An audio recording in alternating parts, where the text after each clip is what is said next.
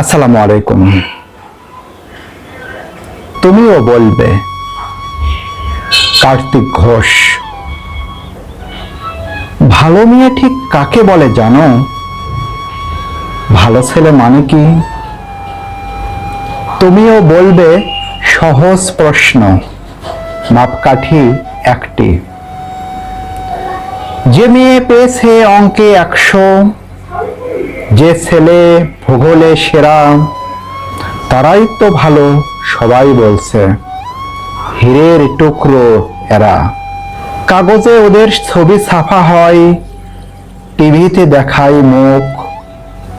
ওদের জন্য আমারও তো ভাই আনন্দে ভরে বুক। তবু কেন জানো? তোমাকে বলছি, দেখে শুনে পাই ভয়। শুধু এত এত নম্বর পেলে কি ভালো ছেলে মেয়ে হয়? আচ্ছা ধরো না, যে মেয়ে পেয়েছে অঙ্কে অনেক কম, তার গান শুনে মুগ্ধ সবাই, হাততালি হরদম।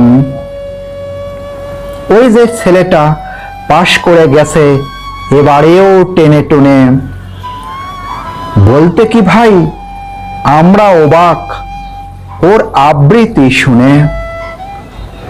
নাটকেও তার নেশা আছে খুব, পরের বিপদে ছোটে। পাড়ার তিন্নি বাংলায় নাকি 30 পেয়েছে মোটে। কিন্তু মেয়েটা খেলাধুলোতে 10খানা গায়ে নামি।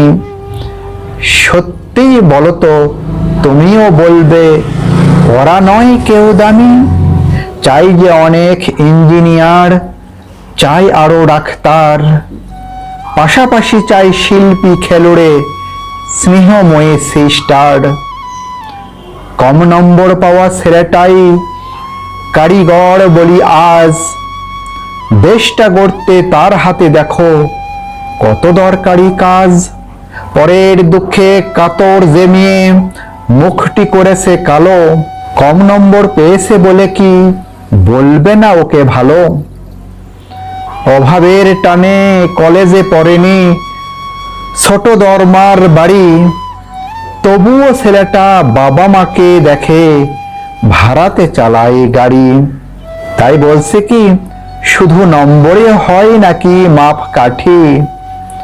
ভালো ছেলে মেয়ে বলতে কি ভাই মানুষ চাইছে খাঁটি।